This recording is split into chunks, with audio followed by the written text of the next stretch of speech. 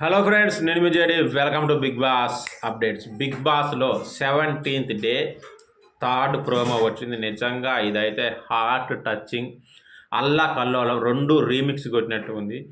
ఎందుకంటే తమ్మునేల్ మీద చూసిన డైలాగ్ ఉంది కదా, బిగ్ బాస్లో one of the worst player అంటే పృథ్వీగాడే. పృథ్వీగాడు అసలు పనికి మాలిన ప్లేయరు బిగ్ బాస్లో అని అభయ్ నవీన్ స్టేట్మెంట్ ఇచ్చాడు. మొత్తం అడ్డదిడ్డంగా ఆడుతారనే టైంలో మనం చూస్తూనే ఉంటాం. ఎప్పుడైనా అటాకింగ్ గేమ్ చేసినా సరే, గేమ్ స్ట్రాటజీ అయినా కూడా వేరే వాళ్ళు చెడగొట్టడానికే ఫస్ట్ ప్రయారిటీ ఇస్తాడు.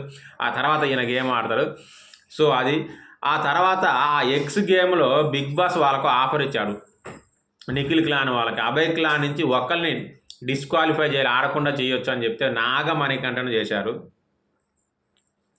నాగమణికంఠ బాధ అయితే ఇక వర్ణాతీతం. మరి దానికి అంత రియాక్ట్ అవ్వచ్చా లేదనేది ఎపిసోడ్లో చూద్దాము. నా పెళ్ళాం బిడ్డలు నాకు కావాలంటే నేను మొత్తం విన్ అవ్వాలి, అంటే బిగ్ బాసే విన్ అవ్వాలన్న టైపులో మాట్లాడుతున్నాడు.